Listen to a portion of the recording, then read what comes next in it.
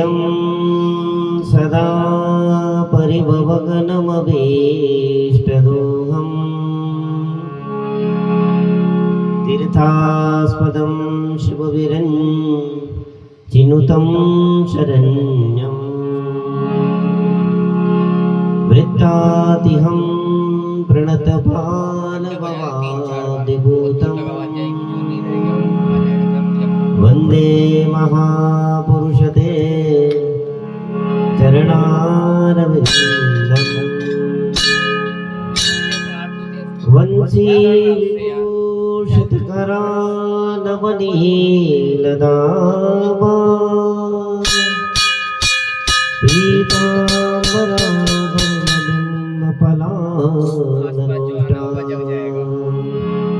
पूर्णेन्दु सुन्दरमुखादरविन्द्रनेत्रा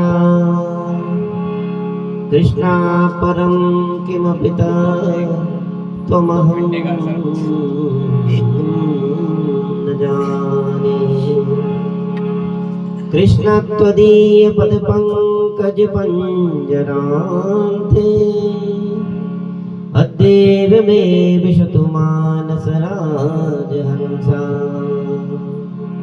प्राणाप्रयाण समये कफपातपित्ते कंठावरोधन विनो स्मरणं कुतस्ते। नारायणं नमस्कृत्य नरं चैव नरोत्तमं देवीं सरस्वतीं व्यासं ततो जयमुदीरये। श्री सीतानाथ समारम्भा श्रीरामानन्दार्य मध्यमा अस्मदाचार्यपर्यन्ता वन्दे गुरु परम्परा। जय जय श्री राधारमण जय जय नवल किशोर जय गोपी चित चोर प्रभु जय जय माखन चोर। भक्ति भक्त भगवंत गुरु चतुर नाम बपुए इनके पद बंदन के नाशत विघ्न बने। अरे राधा तू बड़े भागिनी कौन तपस्या कीनी तीन लोक तारण तरण सो तुमरे आनी। सब द्वारन को छोड़ के मैं आयो तेरे द्वार। ओ वृषभानु की लाडली तू मेरी ओर निहार। वृंदावन सोवट नहीं नंदगांव सोगा बंसी वट सोवट नहीं कृष्ण नाम सोना।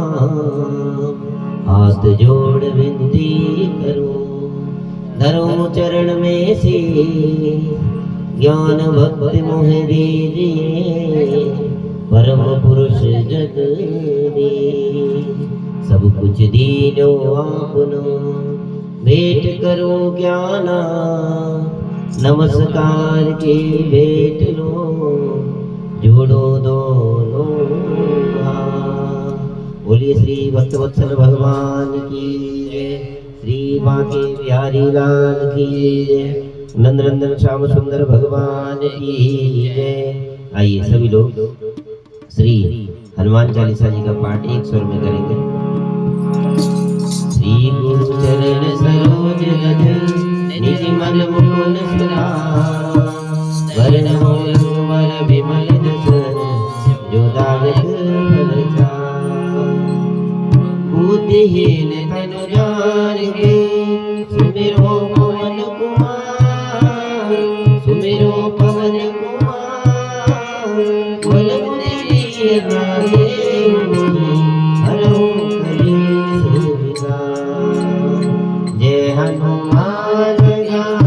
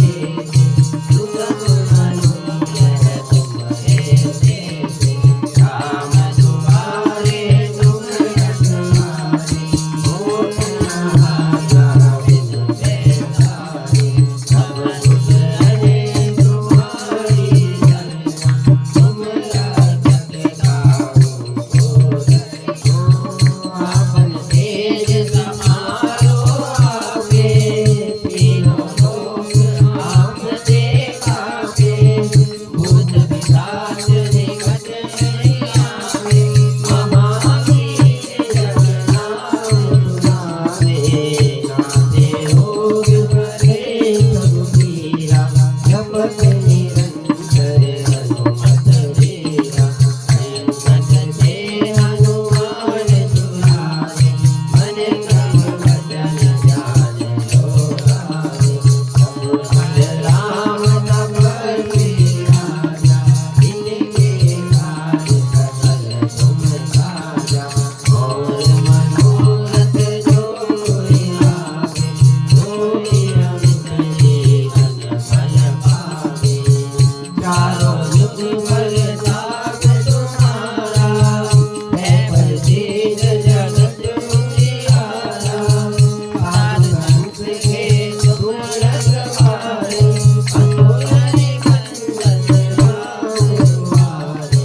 आज तेरे नव निधि के नाथा, अंगबल दीन जानकी माता। आन रसायन तुम्हारे माता, हमारा हो रघुपति के दाता। तुम्हारे भजन राम रूप पावे, जन्म जन्म के दुख बिसरा। अंतकाल रघुबरपुर जाहि, जहाँ जन्म हरि भक्त कहाई। और देवता चेतना धरनी, हनुमत से सर्व सुख करनी।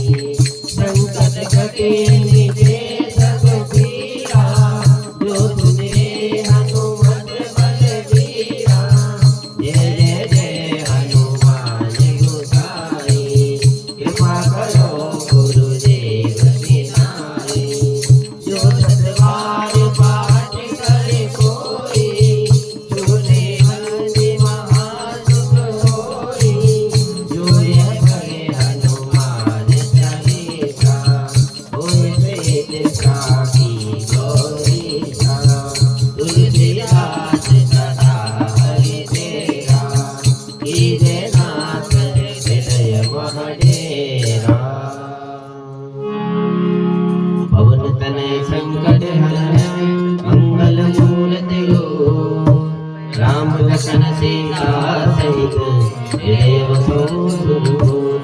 सियावर रामचंद्र जय राम, मेरे प्रभु राम करो कल्याण। सियावर रामचंद्र भगवान की जय, पवन सुत हनुमान की जय, श्री अयोध्यानाथ की जय।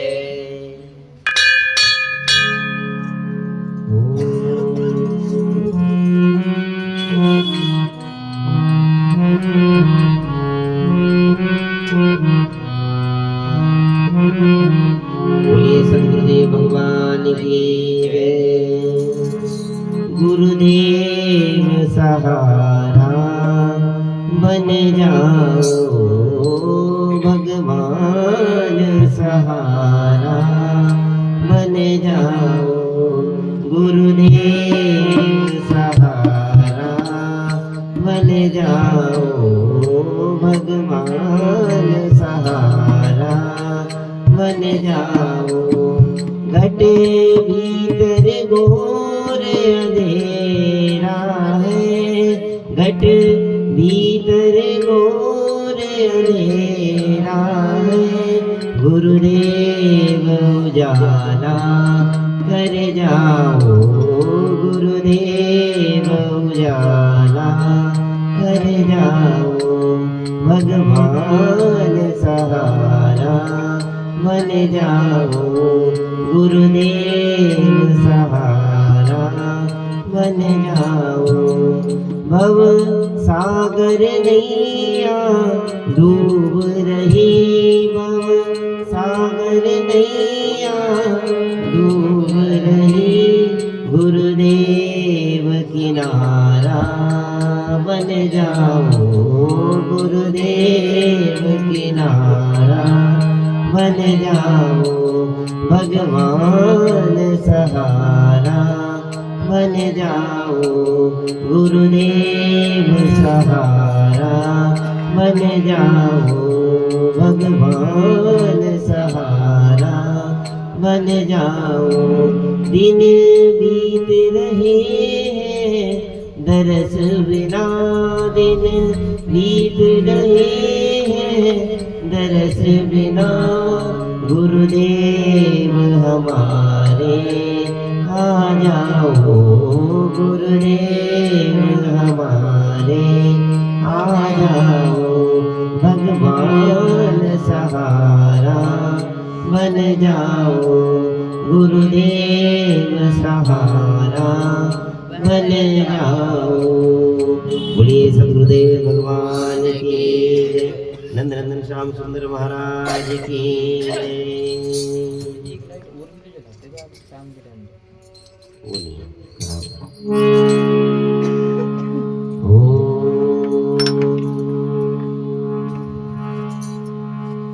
कृष्णाय वासुदेवाय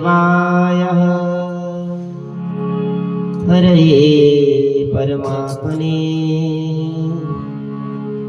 प्रणतः क्लेशनाशाय गोविन्दाय नमो नमः। नारायणं नमस्कृत्य नरं चैव नरोत्तमं देवीं सरस्वतीं व्यास ततो जयमुदीरे। परमाराध्य भगवान श्री महाविष्णु स्वरूप शालिग्राम तुलसा महारानी की असीम अनुकंपा से कार्तिक व्रत कथा अग्रगति से बहती जा रही है। कल मैंने आपको बताया था इस प्रकार व्रत को भली भांति तत्वाधान करके नियम पूर्वक व्रत को करना चाहिए। आज बता रहे हैं कि ये दीपक जो तुम जलाते हो ना, ये दीपक की क्या महिमा है। ब्रह्मवाच ब्रह्मयोनि चतुर्मूर्ति वेद व्यासो पितामह अयंतुम ब्रह्मलोकानां तस्मै श्री ब्रह्मणे नमः। देखिए कथा चल रही है स्कंद पुराण की, पता भी होना चाहिए कहाँ से, स्कंद पुराण की कथा चल रही है। स्कंद पुराणांतर्गत ब्रह्मा जी कह रहे हैं, बेटा नारद, स्त्री और पुरुष ने जन्म से लेकर जितने भी पाप किए हैं वो सब किससे भस्म हो जाते हैं? बोला कार्तिक के महीने दीपक को मात्र जलाने मात्र से। वैसम कार्तिक में दीपदान से सब नष्ट हो जाते हैं। इस विषय में तुम्हें कहा एक प्राचीन आख्यान सुनाता। ब्रह्मा जी कह रहे हैं, बेटा नारद ध्यान से सुनो, दत्तचित्त होकर। पूर्व काल में कहा द्रविड़ देश में एक बुद्ध नाम का ब्राह्मण रहता है। पंडित जी बड़े धर्मनिष्ठ थे। पंडित जी तो बड़े धर्मनिष्ठ थे, परंतु पंडित जी की जो पत्नी थी बुद्ध नामक ब्राह्मण की, वो बड़े ही दुष्टाचार परायण थे। ब्राह्मण जितने ही धर्मज्ञ थे, पत्नी उतनी ही दुराचार, सबसे लड़ाई झगड़ा करने वाली, हमेशा कटु वाक्य बोलने वाली और स्वयं अपना भोजन करने वाली, झूठा अन्न देने वाली, हमेशा धर्म से विमुख चलने वाली।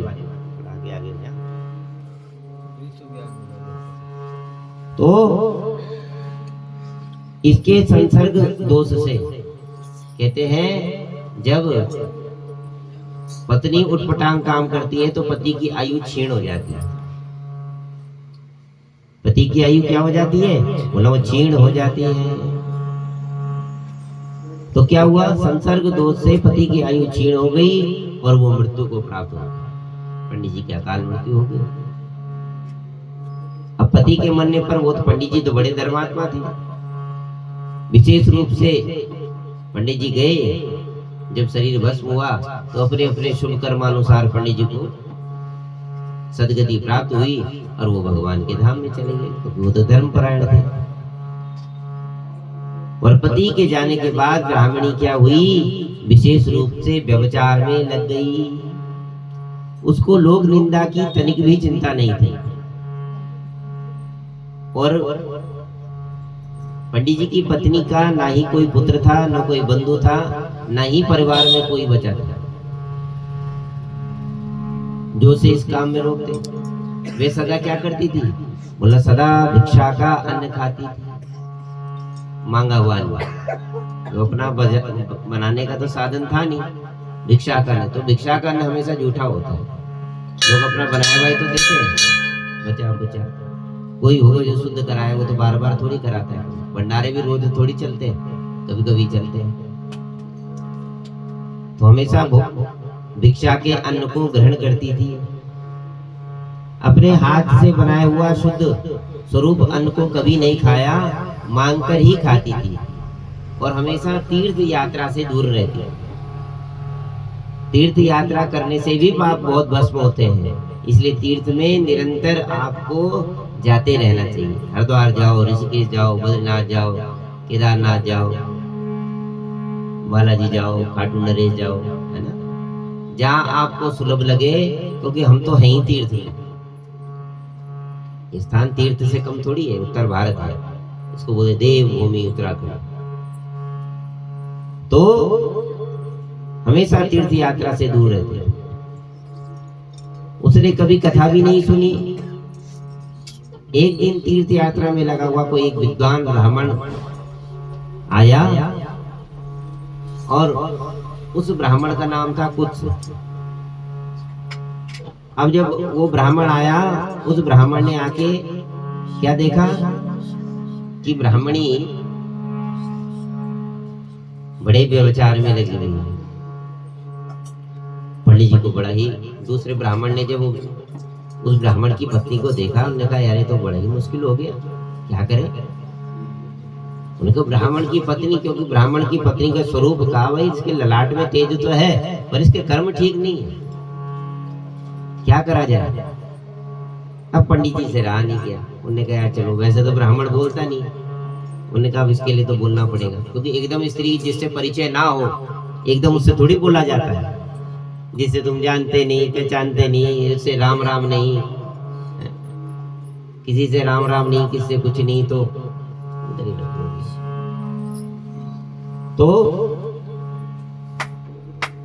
यार पंडितानी तो बड़ी। तुरंत क्रोध में आए कौन, पंडित जी, सीधा बोला अरे मूढ़ नारी, मूढ़ बोलते मूर्ख के लिए, अरे मूढ़ नारी तू मेरी बात को ध्यान से सुन, इस शरीर को ऐसे भस्म मत कर। क्यों बोला, ये पंच तत्वों से निर्मित है।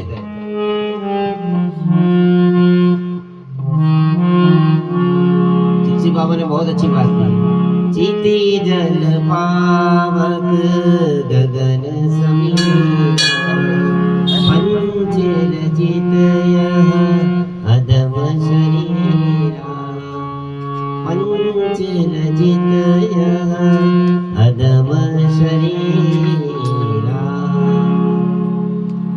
देखो क्षिति किसको बोलते हैं? क्षिति बोलते हैं पृथ्वी के लिए। क्षिति माने पृथ्वी, जल माने जल, आप जानते हो। पाव को बोलते हैं अग्नि के लिए, और समीर बोलते हैं वायु के लिए, और गगन बोलते हैं आकाश के लिए। पंच तत्व से निर्मित हमारा शरीर है, इसमें 5 तत्व विद्यमान है। शरीर में एक भी तत्व की कमी हो जाए तो शरीर अस्वस्थ हो जाता है। जल तत्व कम हो गया तो क्या हुआ, बोला भाई तुरंत ग्लूकोज चढ़ाओ, डिहाइड्रेशन हो गया। अग्नि ज्यादा बढ़ गई तो क्या होता है, हाई ब्लड प्रेशर। अब चीज संतुलन रहे तो आदमी ठीक रहता है। जहां भी कोई एक आधा चीज ऊपर नीचे हुई तो समझ लो आदमी का शरीर फिर स्वस्थ नहीं रहता, वो अस्वस्थ हो जाता है। 5 तत्व से निर्मित है। बोला रे मूढ़ नारी, पृथ्वी आदि 5 तत्वों से बने हुए ये पीप और रक्त से भरे हुए इस शरीर को तू केवल दुख के कारण ही तू क्यों परोसती जा रही है? अरे मूढ़ नारी, ये देह पानी के बुलबुले के समान है। पंडित जी बोल रहे हैं ये शरीर क्या है, पानी के बुलबुले के समान है। कब बनता है कब नष्ट होता है, इसको ऐसे नष्ट मत कर। ब्राह्मण पत्नी को बनना कहा, ये पूर्व जन्म के सुकृति ही तेरे, जो तूने ब्राह्मण के घर में जन्म लिया और ब्राह्मण से तेरा विवाह हुआ, तो ऐसे शरीर को नष्ट मत कर। अब जब पंडित जी ने बोला, ये कहा ये शरीर अनित्य है, तू सोच रही तू हमेशा जवान रहेगी, ऐसा नहीं होगा। एक दिन वृद्धावस्था भी तेरे पास आएगी, और जब वृद्धावस्था तेरे पास आएगी तो तेरे पास कोई नहीं रहेगा। इसलिए हे मूढ़ नारी, मैं तुझे बात बताता हूं, ध्यान लगा कर सुन। अपने मन को, अपनी इंद्रियों को भगवान श्रीमन महाविष्णु के चरणों में समर्पित कर, उनका चिंतन कर, उनका मनन कर। तब क्या होगा? बोला तब तू भगवान के धाम में चले जाएगी। सारी चीज पूजा पाठ तूने अपने पति से सीख रखी है, तुझे किसी को बताने की जरूरत नहीं। तू ब्राह्मण पत्नी है, ब्राह्मण को देख देख कर तुझे सब कुछ आता है, परंतु तूने अपने कर्म भ्रष्ट कर रखे हैं। इसलिए अपने मन को भगवान के चरणों में समर्पित कर दे, उनकी खूब लीला कथा का गुणगान कर। तो फिर क्या होगा? उससे जब तक कार्तिक मास आवे तब तक भगवान श्री राधा दामोदर के मंदिर में दीप दान कर। अब ब्राह्मण पत्नी क्या एकाग्र होगी? बोला मात्र दीप दान से? बोला हाँ, पंडित जी बोल रहे हैं मात्र दीप दान देने से ही तेरे सारे पाप भस्म हो जाएंगे। दीप दान की बड़ी ही महिमा बताई पंडित जी ने उस ब्राह्मण पत्नी को। जब तक कार्तिक मास आए तब श्री राधा दामोदर जी की प्रीति के लिए स्नान दान आदि कर, दीप दान कर, भगवान विष्णु की परिक्रमा करके उनको प्रणाम कर। ये व्रत कोई भी रख सकता है, विधवा स्त्री हो, सौभाग्यवंती हो, बालक हो, वृद्ध हो, कोई भी इस धर्मानुष्ठान को कर सकता है। पर किसकी आवश्यकता है? बोला दो चीजों की, बोला श्रद्धा और भक्ति। और जिसके पास ये श्रद्धा भक्ति नहीं है उसके लिए सारे पदार्थ भी बेकार। श्रद्धा भक्ति होनी ब्राह्मणी बहुत ही जरूरी है। अब देखो ब्राह्मण का परिचय नहीं, सारी शास्त्र की बात पंडितानी जी को बता दिया। क्रोध में थे ना ब्राह्मण, उन्होंने कहा ब्राह्मण पत्नी इस तरह से काम कर रही है, ठीक नहीं। तो सारा उद्देश्य दिया, एक मूढ़ नारी, हे ब्राह्मणी, देखो संबोधन भी कैसे कैसे दे रहे हैं। हे मूढ़ नारी, हे ब्राह्मणी, ध्यान लगा कर सुन, तू सारे उपद्रव से नाश हो जाएगी, तेरा सब पाप भस्म हो जाएंगे अगर तूने कार्तिक मास के व्रत को ग्रहण कर लिया। प्रातः काल ब्रह्म बेला में उठ, स्नान कर, भगवान विष्णु के मंदिर में पोछा लगा, झाड़ू लगा, भगवान को स्नान करा, तुलसी महारानी की सेवा कर, दीप दान कर, तो तेरे सारे पाप भस्म हो जाएंगे। बोलिए भक्तवत्सल भगवान की जय। सारी बात ब्राह्मण ने उस ब्राह्मणी को बता दी। किसकी महिमा बताई? बोला दीप दान की महिमा बताई। ऐसा कर कर कुछ ब्राह्मण दूसरे घर चले गया। पंडित जी एक जगह थोड़ी टिकते। पंडित जी ने बोला, क्रोध था, जब क्रोध शांत हो गया बोला पंडितानी जी अब हम चले, जो हमने बोलना था वो हमने तुझे देख के बोल दिया, अब भाई तेरा भाग्य है, तेरे कर्म है, मैं भी क्या कर सकता हूँ। भाग्य से अधिक तो किसी को मिलता नहीं, तेरे कर्म है, पर कर्म को सुधारा जा सकता है। ऐसा कर कर उस ब्राह्मण दूसरे के घर में चला गया। अब दूसरे के घर में जाने के बाद क्या हुआ? अब जब ब्राह्मणी थी उसने भी ठीक ठाक एकाग्र होकर ब्राह्मण की बात को सुना और तुरंत उसी समय अश्रुपात करने लगी और पश्चाताप करने लगी कि यार मैंने अपना जीवन कैसे व्यर्थ कर दिया, मेरे ही कुकर्मों से मेरे पति नष्ट हुए हैं। मैंने ऐसे कर्म किया, हमेशा झूठा भोजन पति को देती रही, अपना पकाती रही और झूठा भोजन, कभी पति को मिष्ठान नहीं दिया। जो आवे पहले अपना पा जावे, जब कुछ बच जावे तो पंडित जी को दे देवे। हमेशा झूठा भोजन ही देती रही।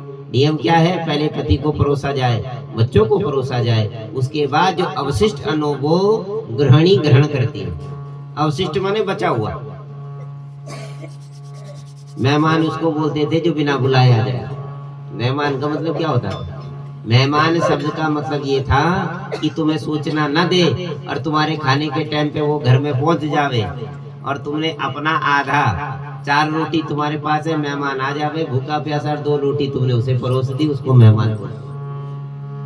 कहाँ पहुंचे, या तो सब खत्म ही हो गया ना। वो सब पहले तो पता ही नहीं रहता था कब आ जाए, था नहीं ना साधन। आदमी के हाथ, अरे बाप रे बाप, नंद आ गई यार, वो आ गई, सास आ गई, जेठानी आ गई, देवरानी आ गई।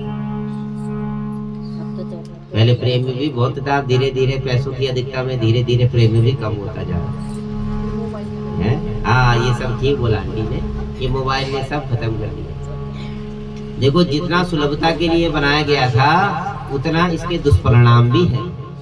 मोबाइल हम ये नहीं कह रहे कि इससे दूर में गया हुआ व्यक्ति से आप तुरंत बात करके उसको सावधान कर सकते हो, ये सुविधा है, लेकिन इसका अगर दुरुपयोग करा जाएगा तो मनुष्य की बुद्धि भी भ्रष्ट हो जाती है। इसलिए सावधान होकर इसको संभाल के इसका उपभोग करना चाहिए। हाँ, मोबाइल। तत्पश्चात कार्तिक आने पर पूरे महीने प्रातःकाल सूर्योदय पर उसने क्या करा, स्नान किया, ब्रह्म बेला में दीपदान किया और ठाकुर जी के मंदिर में जाके पोछा लगाया, झाड़ू लगाया। और जो मंदिर के पुजारी थे वो ब्राह्मणी की सेवा से बड़े प्रसन्न हो गए। बोलो वाह, मंदिर खुलता नहीं तो पहले आ जाती है झाड़ू पोछा करने। पंडित जी की, मंदिर के पंडित जी की बड़ी सेवा होने लगी। कुछ काल के बाद जब आयु ब्राह्मणी की समाप्त हुई, तो जैसे ही आयु समाप्त हुई, क्योंकि भाई ये आयु तो सरकती रहती है ना, संसरती इति संसारः, ये संसार क्या है, सरकता रहता है, आयु तो भी निश्चित तो होती नहीं। जैसे ही आयु समाप्त हुई और वह स्वर्ग को गई और समानुसार उसकी मुक्ति भी हुई। कार्तिक के व्रत में तत्पर हो दीपदान आदि करने से जो इस दीपदान का इतिहास सुनता है, भगवान कह रहे हैं उसको मेरे ही धाम की प्राप्ति होती है। ब्रह्मा जी कह रहे हैं बेटे नारद, ये दीपदान कोई साधारण नहीं है। नारद जी कह रहे मात्र दीपक जलाने से। बोला कार्तिक में दीपक जलाने की बड़ी महिमा है, पहले इतने लाइट के साधन नहीं थे, तो इसको आकाश दीप की महिमा बताई। नारद, अब आकाश दीप की महत्व सुनो। अब आकाश दीप के बारे में बता रही, आकाश दीपक है क्या। कार्तिक मास आने पर जो प्रातः काल में तत्पर आकाश दीप का दान करता है, वे सब लोगों के स्वामी, सब संपत्तियों के संपन्न होकर इस लोक में सुख भोग कर कर अंत में भगवान के साकेत का निवासी बन जाता है। इसलिए कार्तिक में स्नान दान कर्म करके भगवान विष्णु के मंदिर में कगूरे पर 1 मास तक अवश्य ही दीपदान करें। कहाँ पर? बोला जहाँ पर मंदिर को प्रारंभ होता है वहां पर। आकाश का मतलब है ऊंचे स्थान पर दीपक को जलाओ। आकाश दीपक का मतलब खड़ी बत्ती तो है ही, और कहा ऊंचे स्थान पर दीपक को जलाओ जिससे लोगों को, पक्षियों को, पशु पक्षियों को उजाला मिलता रहे। इसका उद्देश्य ये है। ये आकाश दीप की बड़ी महिमा बताई। का विधि पूर्वक प्रतिदिन प्रातः काल स्नान करो और स्नान करने के बाद आकाश दीप का दान करो। कार्तिक में प्रतिदिन प्रातः काल स्नान करके पवित्र हो कोमल तुलसी जल से भगवान विष्णु को समर्पित करके रात के लिए आकाश दीप देते हुए दीप देने के समय इस मंत्र का उच्चारण करें। दामोदराय विश्वाय विश्वरूपधराय च नमस्कृत्वा प्रदस्यामि व्योमदीपं हरिप्रियं। मैं कहा सर्वज्ञ, मैं सर्व रूप में विश्व रूपधारी भगवान दामोदर को नमस्कार करके आकाश दीप प्रदान करता हूँ। ये भगवान दामोदर की बड़ी महिमा है। दामोदर में दाम मैंने अर्थ बता ही दिया था। दाम बोलते हैं रस्सी के लिए। भगवान यशोदा महारानी ने ओखल से बांधा था रस्सी से, इसलिए भगवान का नाम दामोदर पड़ा। बोलो दामोदर भगवान की जय, बोलो तुलसा महारानी की जय। और भगवान श्री कार्तिक में श्री राधा दामोदर जी की पूजा का बहुत ही बड़ा महत्व है। तो इस प्रकार दीपक को देना चाहिए, आकाश दीपक को। देवेश्वर इस व्रत में तत्पर मेरी भक्ति में बड़े इस भाव से प्रार्थना करते हुए राजा सुनंदन दीप दान करते थे। राजा सुनंदन थे, उसी भाव से भगवान विष्णु की पूजा करते थे और ब्रह्म मुहूर्त में प्रातः काल पुनः आकाश दीप देते थे। इतने बड़े राजा होने के बाद उनके पास कोई साधन की कमी नहीं थी, लेकिन गुरुदेव ने ज्ञान दे रखा था सुनंदन को। कहा कि भाई तू राजा हो, पर क्या अपने कर्म व्यक्ति के अपने साथ है। अगर मुक्त होना है तो अपना एकाग्र होकर ठाकुर जी की सेवा अपने हाथ से करनी है। अगर तुम दूसरे की सहायता लोगे किसी भी पूजा पाठ में तो पुण्य का भाग ले जाता है। तुम्हारे घर के बर्तन दूसरे ने मांज दिए तुम्हारे लिए चंदन दूसरे ने घिस दिया, तुम्हारे लिए दूसरे फूल ले आए, तुम्हारे लिए दूसरा चंदन ले आए, तुम्हारे लिए दूसरे ने दीपक जला दिया, तो तुम्हें क्या मिला? कुछ भी नहीं मिला। तो अपनी सारी ही व्यवस्था अपना आप करो, तो तब तुम्हें पूर्ण फल मिलेगा। पूजा पाठ लोग घर में करवाते हैं। मैंने कहा जी चौकी ले आना, अरे चौकी तो है ही नहीं, तो दूसरे के घर में जाते चौकी लेने। तो क्या होता है, जिसपे ठाकुर जी विराजमान है वो तुम दूसरे के घर से ले आए, पुण्य का भाग ले जाता है। कभी कभी तो लेनी भी पड़ती है ना। इसलिए सावधान होकर ये चीजें को, वही घर में तसला या हवन कुंड, ये व्यवस्था तो घर में रखा करो। जिन्हें महीने में, साल में पूजा पाठ घर में करानी है, हवन कराना है, तो आपके घर में चौकी और आपके घर में तसला, आपके घर में ईंट, आपके घर में रेत, आपके घर में तुलसी, ये सब होनी ही चाहिए। एक गमले में दुबड़ा भी लगा दो, दुर्वादन शुद्ध करके। जो पंडित जी पूजा करने तुम्हारे घर में आएंगे तो सारी चीजें तुम्हारे पास रहेगी, तो पुण्य के भागी तुम खुद ही बनोगे। कई लोग, मैंने कहा जी गंगा जल लाना, अरे गंगा जल तो खत्म हो गया, तो दूसरे के यहाँ से लाए गंगा जल। कई बार ऐसा भी होता है। अब दूसरे के घर से गंगा जल ले आए तो कौन होगा पावन? बोला जिसके घर से आप गंगा जल लेके आए। हाँ, तो इसलिए इन चीजों को ध्यान लेना चाहिए। पूजा पाठ में दूसरे का सहयोग कम से कम लो, कम से कम हाँ, पंडित जी ने तुम्हारे घर में चौकी है, पंडित जी ने कहा भाई ये तो चलेगी नहीं, तब तो बात दूसरी है, क्योंकि पूजा में फिर विलंब नहीं करना ना, फिर तो किससे लेना ही पड़ता है। इसलिए हम सावधान होकर तुमसे कहते हैं कि कोई भी चीज पूजा पाठ की हो, वो एकाग्र होकर अपनी ही व्यवस्था व्यक्ति को करनी चाहिए। पूजा पाठ कराओ। आप लोग सत्यनारायण भगवान की कथा करते हो, दूसरे से केले के पत्ते लेके आते हो, जिसके घर से केले के पत्ते लाए वही पुण्य उसको ले जाता, जिसने छाया दी। इसलिए हम क्या कहते हैं कि एक गमले में केले का पेड़ छोटा उगा दो, उसको ही चौकी पे रखो और उसी से ही भगवान की पूजा करो। एक माता जी है, वो ऐसे ही करती है। पूर्णिमा के दिन में जाके कथा करता हूँ, मैंने उनको ऐसे ही बताया था। पता नहीं भगवान ने मन में क्या बोला, जी पंडित जी केले के पत्ते की बड़ी चिंता है, कहाँ से लाए। हर बार पूर्णिमा में माता जी कथा कराती है, पूरे पता नहीं कितने साल का संकल्प ले रखा, वो डेट फिक्स है पूर्णिमा में। बोला कहीं जाना नहीं, पैसे मुंह मांगे मिलेंगे, कहीं जाना नहीं, समय फिक्स है हर चीज की, तो हम कहीं जाते नहीं। माता जी इतनी, पति साथ में रहते नहीं, केवल बच्चे रहते हैं। पति के लिए क्या करती है, अपने पल्लू में एक सुपारी बांध देती है। बोला पंडित जी क्या करे, पति को टाइम ही नहीं। कई बार ऐसा भी होता है। तो जब पति घर में ना हो तो कैसी व्यवस्था करनी है, बोला अपने पल्लू में एक सुपारी और फूल, ज्योतिल एक उसके नाले के धागे में बांध दिया, और वो नाले के धागे को अपने ऐसे कर लिया। तो क्या माना उसको प्रतिचिन्ह, बोला पति रूप में मेरे बगल में ही बैठे हैं। भाव के जगत का खेल है ना सारा, इसलिए इन चीजों को ध्यान रखना चाहिए। तो सुनंदन ने आकाश दीप दान देने से ठाकुर जी के परम पद को प्राप्त कर लिया था, और मास की समाप्ति होने पर उद्यापन करके आकाश दीप के नियमों को समाप्त किया और ब्राह्मणों को भोजन कराया। इस विष्णु व्रत से पूर्ति की और पुण्य की प्रभाव से राजा ने इस लोक में स्त्री पुत्र पौत्र स्वजनों के साथ लाख वर्ष पर्यंत पार्थिव भोग का भोग करके अंत में स्त्री सहित सुंदर विमान पर आरूढ़ होकर चतुर्भुजधारी शंख चक्र आदि आयुधों से युक्त होकर पीताम्बर विष्णु सदिव्य शरीर पाकर भगवान के धाम में चले गए। देखो, जो जिस व्यक्ति की भगवान की पूजा करता है उसको वैसे ही स्वर्ग मिलता है। भगवान अपने भक्त को कैसा बना देते हैं, जैसा भगवान का अपना रूप है। जो माता की सेवा करता है, माता उसे अपना रूप बना देती है।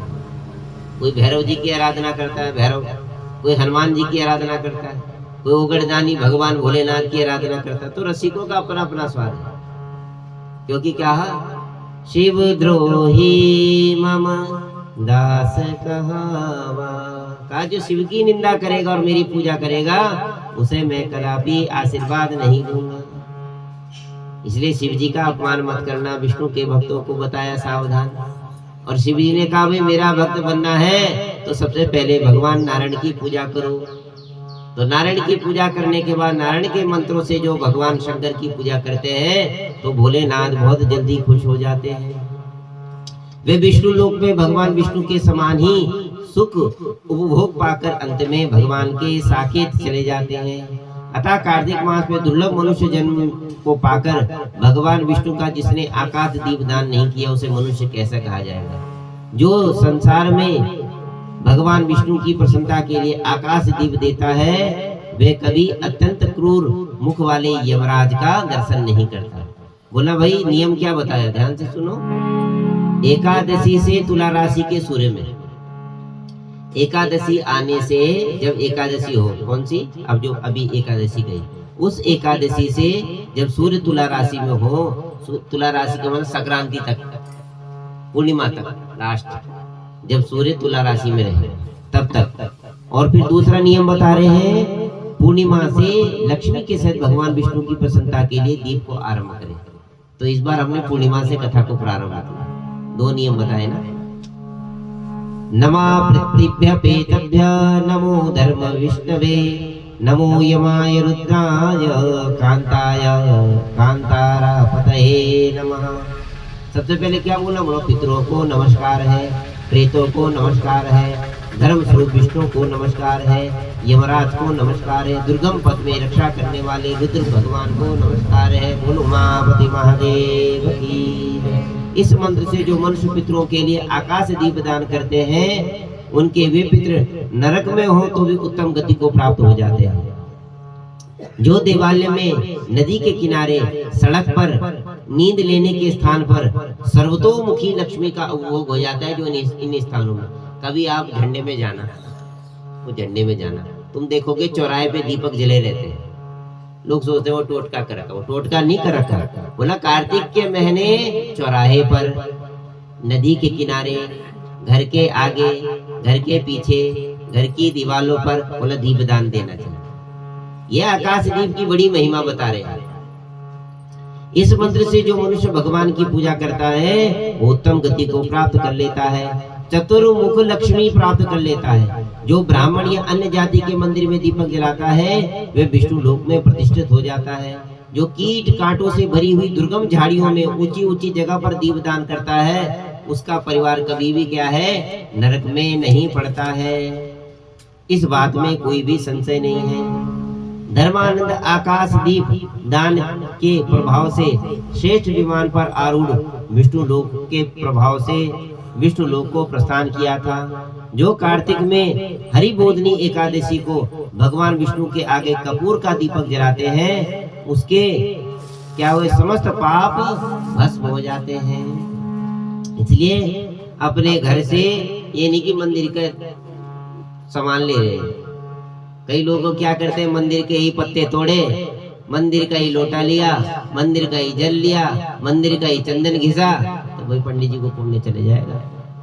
इसलिए सावधान होकर जितनी भी आपने पूजा पाठ करनी है वो सारी चीज अपने आप लेके आओ, तब जाके उसका पुण्य, संपूर्ण पुण्य आपको मिलेगा। नहीं तो आधा पुण्य आप अपना खराब कर दोगे। इस बात से सावधान होकर ही पूजा पाठ करनी चाहिए। इसलिए पूजा पाठ पूर्व काल में कोई गो अमावस्या तिथि में भगवान विष्णु के मंदिर में दीप दान जलाकर बार बार जय जयकार का उच्चारण करके नाच नाच के दीपक दान करा और वो भी भगवान के परम धाम में चला गया। बोल श्री भक्तवत्सल भगवान की, श्री बांके बिहारी लाल की। कथा विराम होत है, विदा हुए भगवान, श्री राम लक्ष्मण जानकी सदा करे कल्याण। आते हैं जिस भाव से भक्तों में भगवान, अरे आप भी उस भाव से पधारिए सीमा। बोलिए श्री भक्तवत्सल भगवान की जय, श्री बांके बिहारी लाल की जय।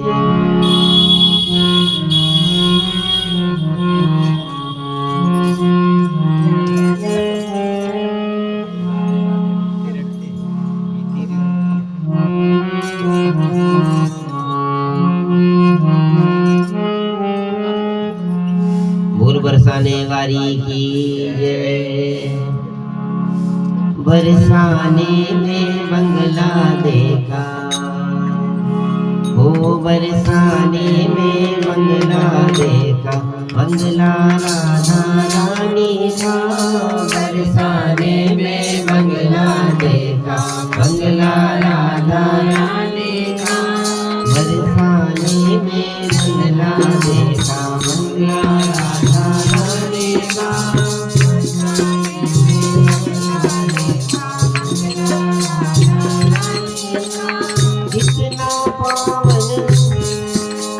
कितना पावन प्रेम बरसता, कितना पावन प्रेम बरसता ठाकुर और ठकुरानी का। बरसाने में बंगला देखा, बरसाने में बंगला देखा, बरसाने में बंगला देखा, बंगला राधा रानी का। बरसाने में बंगला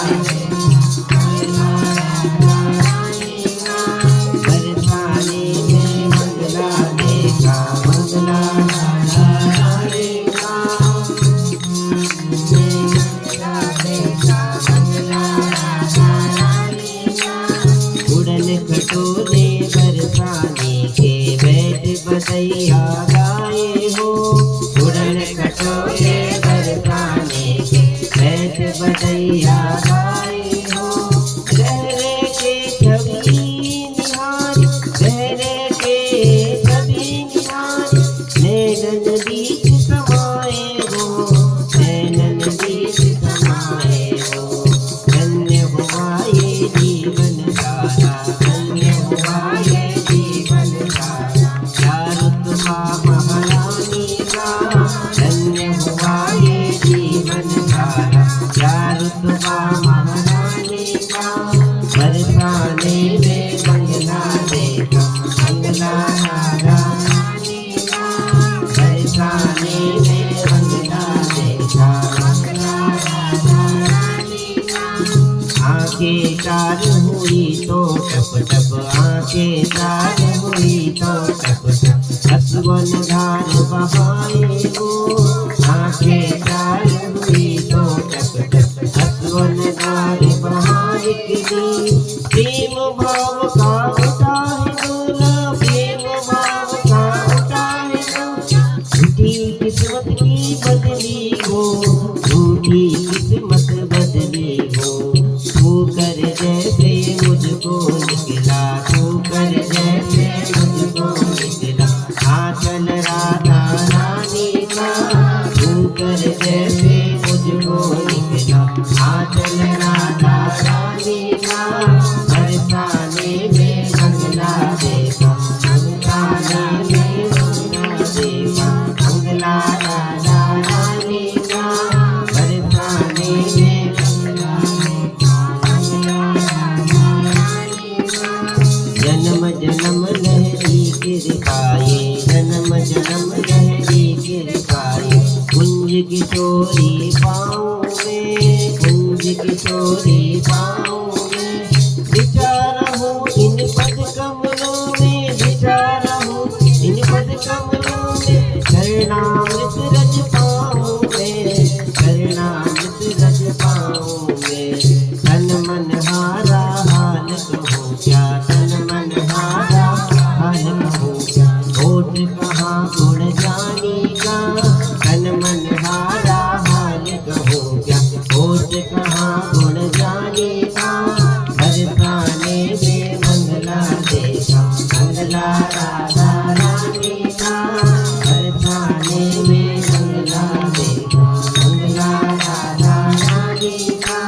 कितना पावन प्रेम बरसता, कितना पावन प्रेम बरसता ठाकुर और ठकुरानी का। बरसाने में बंगला देखा, बंगला राधा रानी का। बरसाने में बंगला देखा, बंगला राधा रानी का। बोल बरसाने वाली की जय, बोल श्यामा प्यारी की जय। नमः पार्वती पतये हर हर महादेव शंभो। जय जय श्री राधे, जय जय श्री राधे, जय जय श्री राधे। भक्तवत्सल भगवान की जय।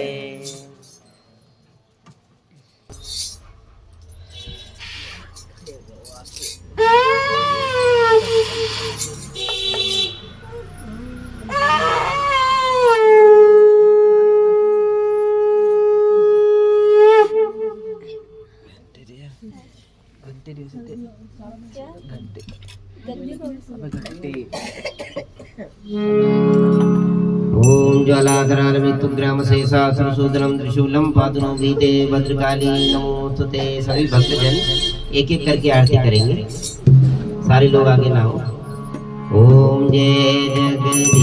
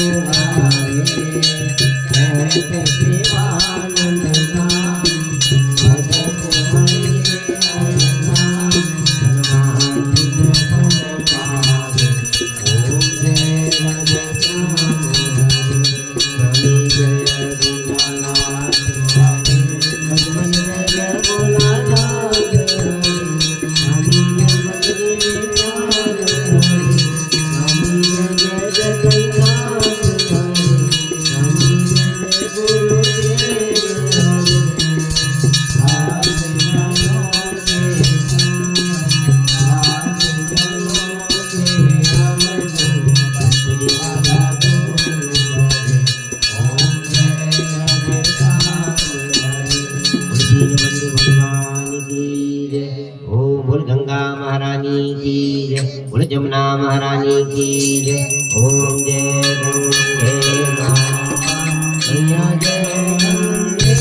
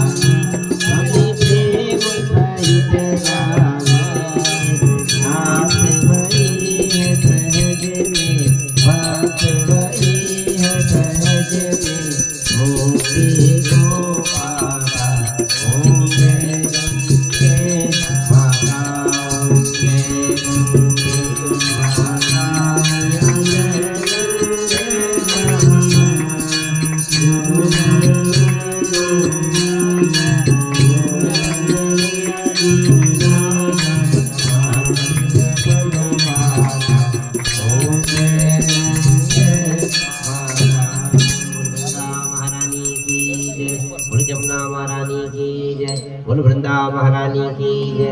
वृंदा महारानी नमो नमः। हरि की पतरानी मेरी श्यामा प्यारी तेरा लिए सगावे मेरी बहनों वाली नमो नमः। तुलसा महारानी नमो जगत कल्याणी नमो नमः। कनु कृष्ण भी आए नमो नमः। वैकुंठो आए नमो वैकुंठो तेरा नमो नमः। मेरे राम जी तेरा नमो मेरे राम जी दासी नमो नमः। कट जाए 84 नमो नमः। तुलसा महारानी नमो नमः। हरि की पतरानी नमो नमः। बोल वृंदा महारानी की जय। त्वमेव माता च पिता त्वमेव बन्धु च सखा त्वमेव विद्या द्रविणं त्वमेव सर्वं मम देव देव। कर्पूरगौरं करुणावतारं संसारसारं भुजगेन्द्रहारं सदा वसन्तं हृदयारविन्दे भवं भवामि चैतन्यमामि। श्रीराम जयराम कोमलालं सीताकुमारं कृष्णवामवागं पादो महासायश्चारुचापं नमामि रामं वरवन्तनाथं अच्युतं केशवं रामनारायणं कृष्णदामोदरं वासुदेवं हरिं माधवं गोपिकावल्लभं जानकी नायकं श्रीरामचन्द्रं भजे। हरे राम हरे राम हरे हरे हरे कृष्णा कृष्णा कृष्णा हरे राम राम राम हरे हरे हरे कृष्णा कृष्णा कृष्णा हरे हरे। बोल सियावर रामचंद्र भगवान की पवन सुत हनुमान की। राम राम एक राम राम दो राम राम तीन राम राम चार राम राम पाँच राम राम छः राम राम सात राम राम आठ राम राम नौ राम राम 10 राम राम 11 राम राम 12 राम राम 13 राम राम 14 राम राम 15 राम राम 16 राम राम 17 राम राम 18 राम राम 19 राम राम 20 राम राम 21 राम राम 22 राम राम 23 राम राम 24 राम राम 25 राम राम 26 राम राम 27 राम राम 28 राम राम 29 राम राम 30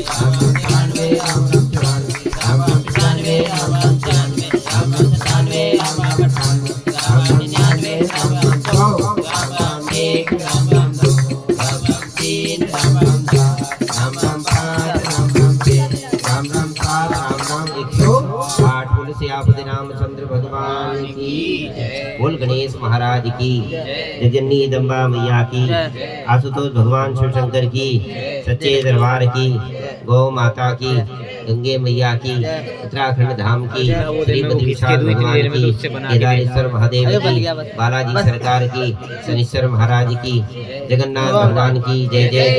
जगन्नाथ भगवान की, जगन्नाथ भगवान की जय। महाकाल जय, महाकाल जय, महाकाल भैरव बाबा की, जमुना महारानी की, वृंदा महारानी की, रुक्मणी मैया की, सत्यभामा मैया की, पितृ देवताओं की, इष्ट देवताओं की, लक्ष्मी नारायण भगवान की, राजा रामचंद्र भगवान की, पवन सुत हनुमान की, माता सीता की, कार्तिक महात्मा की, श्री राधा दामोदर भगवान की, श्री तुलसा महारानी की, महाप्रभु जगन्नाथ भगवान की, परम भागवत अमरीश जी महाराज की, परम भागवत ध्रुव जी महाराज की, परम भागवत प्रहलाद जी महाराज की, परम भागवत व्यास नंदन भगवान की, परम भागवत खाटू नरेश की, श्री भक्त वत्सल भगवान की, सभी संतों की, सभी भक्तों की, सभी ब्राह्मण देवताओं की।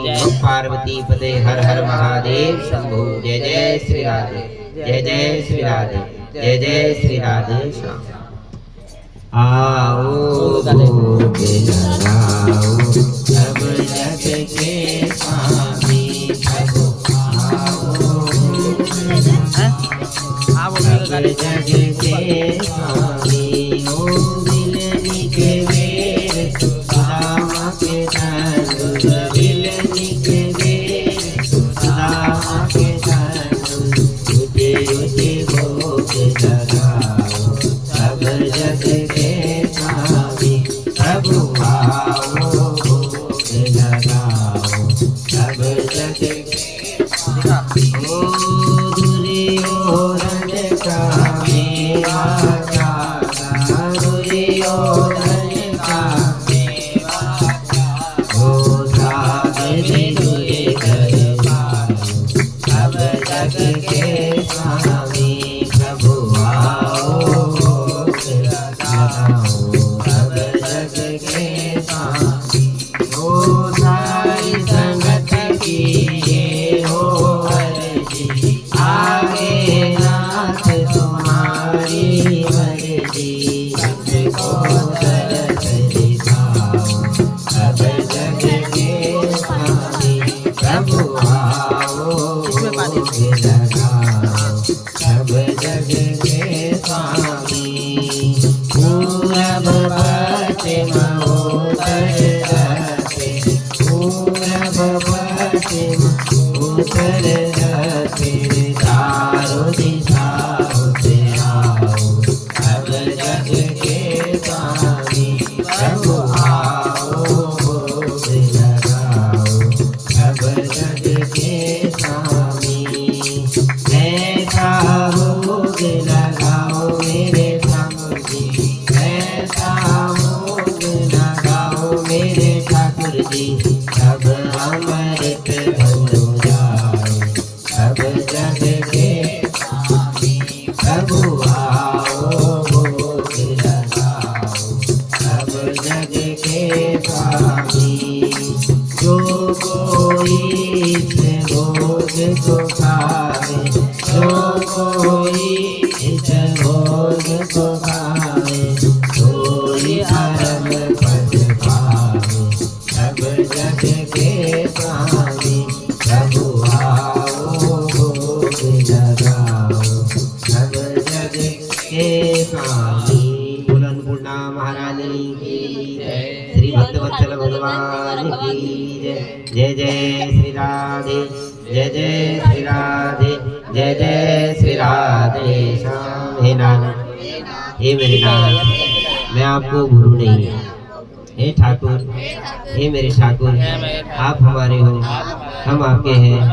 हम आपको भूले हम नहीं। आपको भूले नहीं। हे गोविंद, हे गोविंद, हे माधव, हे माधव, हे ऋषिकेश भगवान, हे ऋषिकेश आप भगवान, हमारे हो, आप हमारे हो, हम आपके हैं, हम आपके हैं, हम आपको भूले हम नहीं। आपको भूले नहीं। जय जय श्री राधे, जय श्री राधे, जय जय श्री राधे, जय जय श्री राधे। सर्वे भवन्तु सुखिनः, सर्वे सन्तु निरामयाः, सर्वे भद्राणि पश्यन्तु, मा कश्चित् दुःखभाग् भवेत्। शान्ति शान्ति शान्तिर्भवतु।